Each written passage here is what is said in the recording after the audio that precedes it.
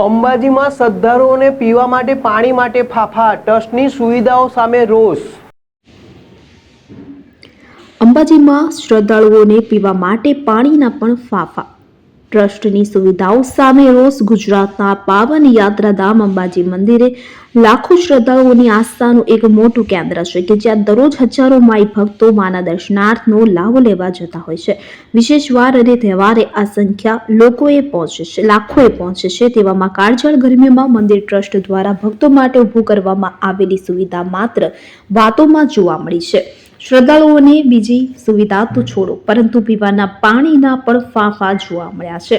હાલમાં ગરમીનો પારો વધતો હોય કે ભક્તોને ચાલવામાં અને ઠંડા પાણી પીવામાં ભારે મુશ્કેલી પડી રહી છે। લાખો રૂપિયાનું દાન મેળવતા અંબાજી મંદિરમાં ભર ઉનાળે ઠંડા પાણીની સમસ્યા જોવા મળી છે। મંદિર ટ્રસ્ટ દ્વારા ભક્તો માટે ઊભી કરવામાં આવેલી સુવિધા માત્ર નામ પૂરતી જોવા મળે છે। રવિવાર હોવાથી મોટી સંખ્યામાં મંદિરમાં ભીડ જોવા મળી। તેવામાં માઈ ભક્ત દ્વારા દાન પેટે આવેલું આરો મશીન પણ છેલ્લા 1 મહિનાથી બંધ છે। સાથે મંદિર પરિસરમાં મૂકેલા ઠંડા પાણીના મશીનો પણ બંધ હાલતમાં છે।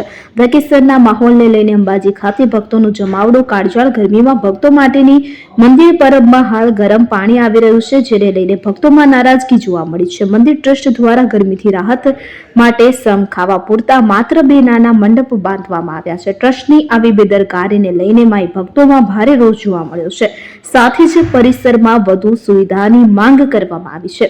હાલ વેકેશનનો માહોલ ચાલી રહ્યો છે, તેથી અંબાજી મંદિર અને ગબ્બર ખાતે મોટી સંખ્યામાં માઈ ભક્તો પહોંચ્યા છે। પવિત્ર ધામમાં લોકો પાણી વિના તડફડે છે। અત્યાધુનિક સગવડ હોવા છતાં પણ વસ્તીને પાણી પીવા મળતું નથી।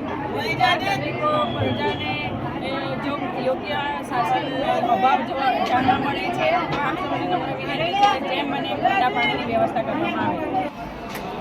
પાણી આવે છે ત્યાં? પાણી બાકીબેન દિવ્ય ભાસ્કર લાઈવ ટેલિકાસ્ટ આવતું જ નહીં પાણી। આ મંદિરની સુવિધા કરવાની